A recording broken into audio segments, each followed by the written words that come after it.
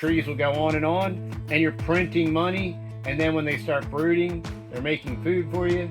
And that's why learning to propagate is incredibly valuable. It's valuable as a skill and as an artisan type skill, but it's also valuable financially, because once you have the ability to propagate, you can either sell the trees, you know, to friends and family or local people, or you can just plant more trees and have more fruit. So, all right, y'all. So why are we selling the food forest in a box? And basically, what the food forest in a box is fruit tree cuttings.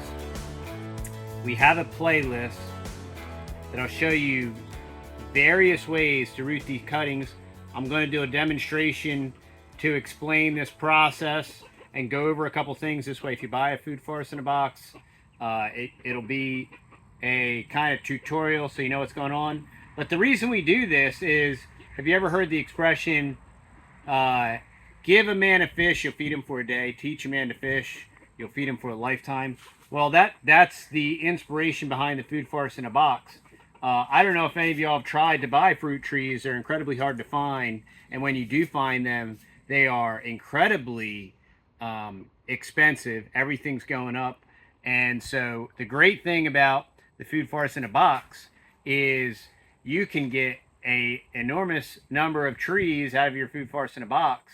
And if you learn and hone this skill of propagation, of rooting, you're going to be able to continue that process, and each year continue to multiply and multiply and multiply your food forest.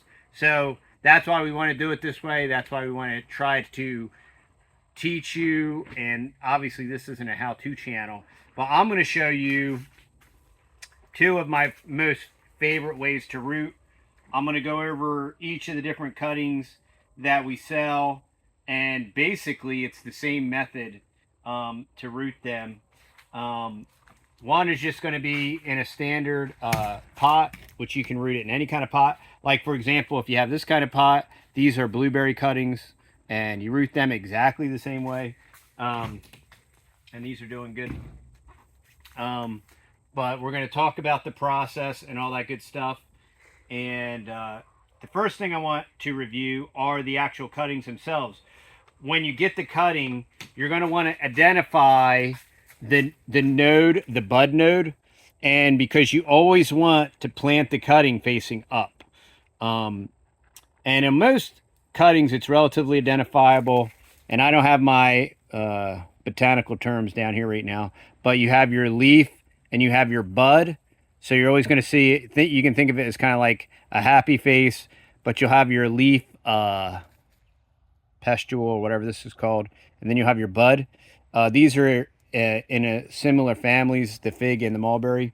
So you have where your leaf used to be, this kind of smiley face thing, and you'll have your bud.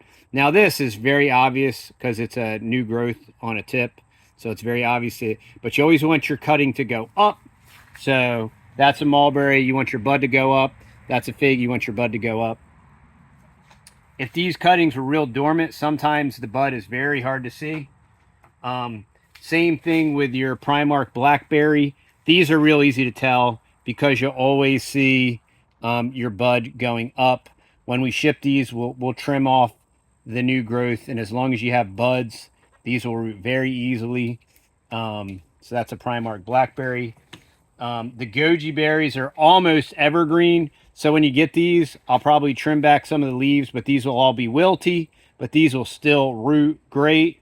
And the thing about a goji berry is you'll see the little,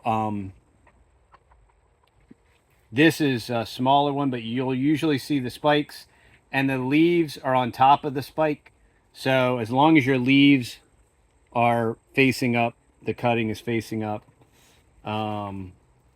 I think I have all the cuttings that we sell: mulberry, fig, blackberry, and goji. I don't think I'm missing anything. So what are some good? The first method of rooting this is just putting it in a pot. The mixture I like is, we've composted a lot of compost here. So this is 50% compost, 50% perlite. This actually has a little bit of pine bark in it. And so that's the medium that we use to root in.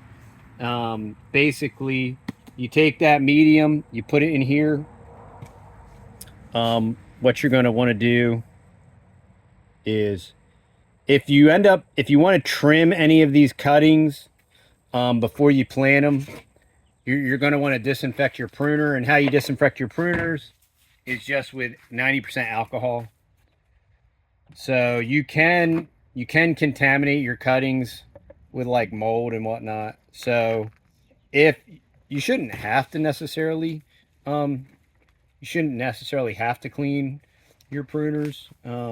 These shouldn't have to be pruned, but like if you wanted to prune them or something and you wanted a fresh cutting on the bottom, you're going to have a minimum of 3 buds.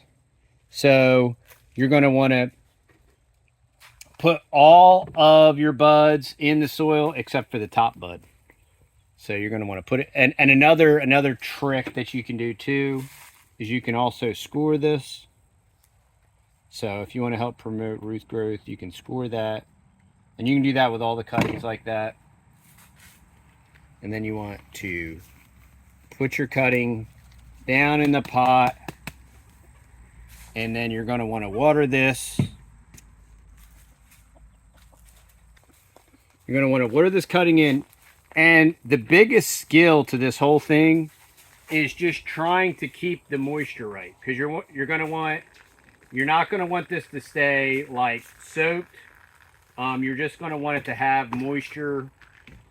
And that's really part of it's part art, part science. Part of the skill is keeping this damp enough, but not too damp as you root it out. And that's part of the learning curve and the learning process. So that's one method. And you can just keep this in a warm area. This other method I'm going to show you with using just the same exact medium in a tote. And then what you do is you put this medium in there, and the key, and see, one of the neat methods about this is you can put the lid on this tote and you can put this above the refrigerator or whatever, and you'll give it a warm spot. The key to understanding your mixture with how much water you want in here is you want the consistency of your medium. You want it to just barely clump up like that. You don't want it any wetter. You definitely don't want it any wetter than this. So this is 50% perlite, 50% compost. You know, you can get a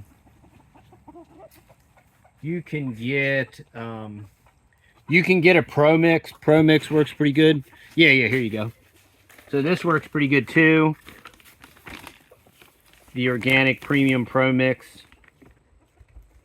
I think you can even get these at Walmart. That works pretty good. And then I just mix some perlite in with it.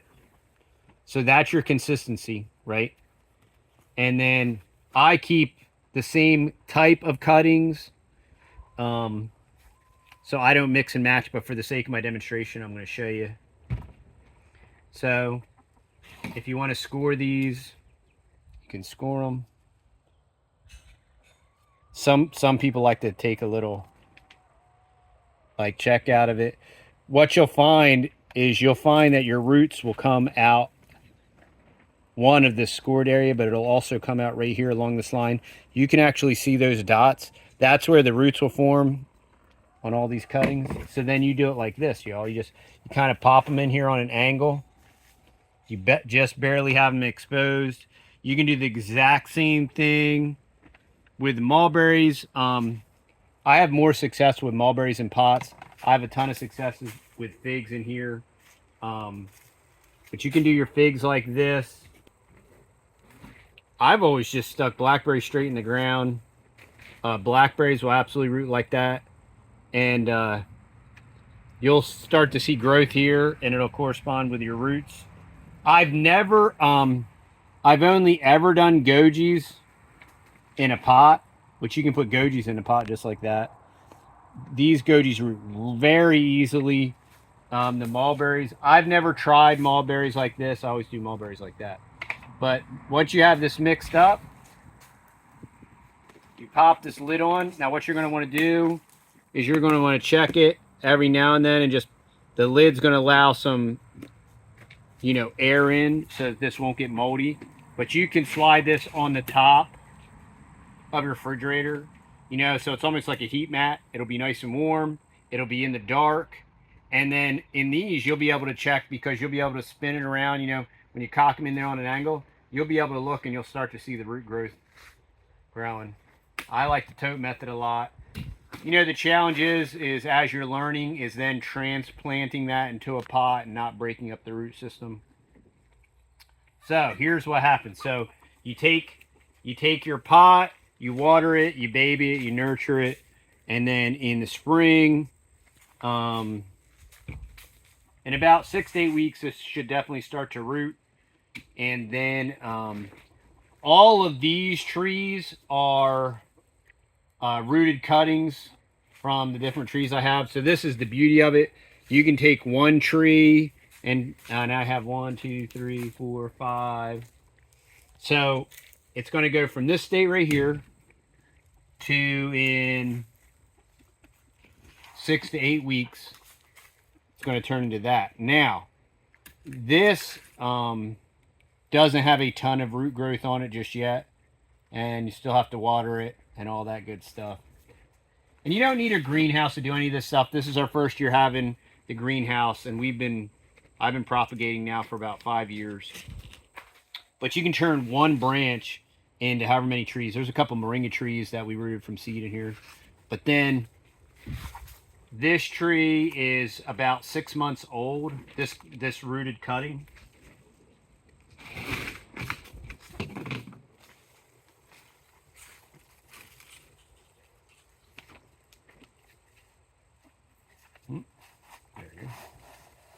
Oh, wow. So very healthy. You got new root growth. So this would be ready. In about 3 months, this should be ready to up pot. So I like growing them out here, developing a heavy root structure. And then what we do is then I put them in a bigger pot. So here's a Maui mulberry. So this one's actually probably going to go in the ground in the next couple of weeks. This is a very large root structure on the bottom. But all these trees in here, except for that VPE, that citrus, and that olive tree, have all been propagated from cuttings. So all of these trees literally cost me nothing. Several of these trees I've already transplanted outside, but I have, you know, a lot of these trees are 30, 40 bucks a piece, and you can continue to make copies and backups if you're collecting varieties like I am. So this is a great skill to learn. You can then, you know, continue to propagate and share with your friends. And that's why I call it the food 401k. You know, you get a great return on investment, and it'll multiply, and you can share it, and these trees will go on, and you're printing money, and then when they start fruiting, they're making food for you. And that's why learning to propagate is incredibly valuable. It's valuable as a skill and as an artisan type skill, but it's also valuable financially, because once you have the ability to propagate, you can either sell the trees, you know, to friends and family or local people, or you can just plant more trees and have more fruit. So it's a great skill to learn how to propagate. And this was just a brief cursory overview. We have a long playlist of I've propagated 20 different ways. Once you get down the propagation, the next thing you can do is get into grafting. And this is the Turk mulberry, and I had a wild mulberry that just popped up in the back food forest, and I didn't know what it was, so I wanted to know what it was, so I hacked it all off, and we took one bud from the Turk and grafted it to the top. And now you have, I have a great So the beauty of that is once you learn how to propagate, you have a great rootstock. Then once you learn how to graft, even if you have problems with your tree or branches get broken, you can graft into that tree and make it whatever you want. Yeah, you can use our cuttings to bud graft or cleft graft or veneer graft or however you want to try to do it. You can use our cuttings to graft onto any, as long as you're grafting a like to like. So as long as you're grafting a peach to a peach and a fig to a fig and a mulberry to a mulberry. I know there's some guys that messed around with figs and mulberries, and I think you can actually do that because they're similar, but I've never done it. And I'm not Frankenstein. I don't need to cross mucks with stuff. But that's why these skills are so important. It's a very, very enjoyable. It's really important in an intentional, sustainable lifestyle to learn these skills because they're incredibly beneficial, and you're adding value to your community, and you're offering a real resource to your community. So that's why I think it's really important. It's a great skill to learn. We're really excited about taking all these trees and then share them with you all, and then the blessing continues to expand exponentially. So we want to thank everybody we've sold many Food Forest in a Box. We want to thank everybody. We sold a lot of cuttings. The additional mulberry cuttings are now available on the website, and as I have time, probably this week we'll be adding a couple other fig varieties, but you can get the different mulberry cuttings there at the website, TheTexasBoys.com. Thanks for watching. Leave your comments or questions down below. Review the playlist. You will get all your questions answered if you watch all the videos on the playlist. There's people that are a lot more detailed than me that'll provide you with all of the information. So that's why in the Food Forest in a Box, it doesn't come with instructions because there's 90 different ways to skin a cat. There's lots of different ways to do this. And it does require some experimental, and as you experiment and learn, you can I've done this really complicated ways with plastic bags and wrapping each cutting and doing a lot more work than you necessarily have to. And some years I'm more wildly successful than others. So it is part art, part science. And we encourage you to experiment and keep us posted. Let us know how you're doing. And we love and appreciate y'all. And thanks for watching. See you all in the next video.